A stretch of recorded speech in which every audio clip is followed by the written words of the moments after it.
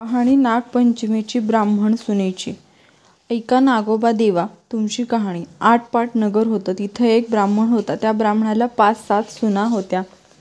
चातुर्मासात श्रावण मास आला आहे. नागपंचमीचा दिवस आहे. कोणी आपल्या आजोळी, कोणी पंजोळी, कोणी माहेरी अशा सर्व सुना गेल्या आहेत.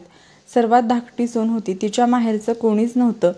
तेव्हा ती जरा खिन्न झाली व मनात माझ्या सर्व संबंधी नागोबा देव आहे असं समजून नागोबा देव मला माहेरहून न्यायला येईल असं म्हणू लागली. इतक्यात काय झालं? शेषभगवानास तिची करुणा आली. त्यानं ब्राह्मणाचा वेश घेतला व त्या मुलीला नेण्याकरता आला. ब्राह्मण विचारात पडला. हा इतके दिवस कुठे लपून राहिला व आताच कोठून आला? पुढं त्यानं मुलीला विचारलं. तिनंही हाच माझा मामा असं सांगितलं. ब्राह्मणानं तिची रवानगी केली. त्या वेशधारी मामानं वारुळात नेलं. खरी हकीकत तिला सांगितली आणि फणीवर बसवून आपल्या बायका मुलांना ताकीद दिली की हिला कोणी चावू नका. एके दिवशी नागाची नागिन बाळंत होऊ लागली. तेव्हा तिला हातात दिवा धरायला सांगितला. पुढं ती व्याली. तिची पिलं वळवळ करू लागली. ही मुलगी भिवू लागली. हातातला दिवा खाली पडला. पोरांची शेपटं भाजली. नागिन रागावली. सर्व हकीकत नवऱ्याला सांगितली. तो म्हणाला तिला लवकरच सासरी पोचवू. पुढं ती पूर्ववत आनंदात वागू लागली. एके दिवशी मुलीला अपार संपत्ती दिली.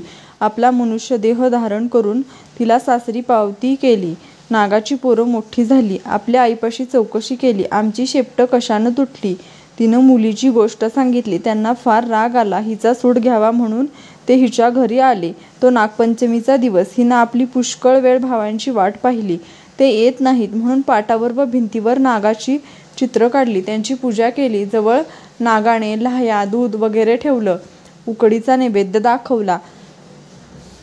हा सर्व प्रकार नागाची पिलं पाहत आहेत. सरतेशेवटी तिनं देवाची प्रार्थना केली. जय नागोबा देवा, जिथं माझे भाऊ लांडोबा पुंडोबा असतील तिथं खुशाल असोत असं म्हणून नमस्कार केला. इकडे सर्व प्रकार ह्यांनी पाहून मनातील सर्व राग घालविला.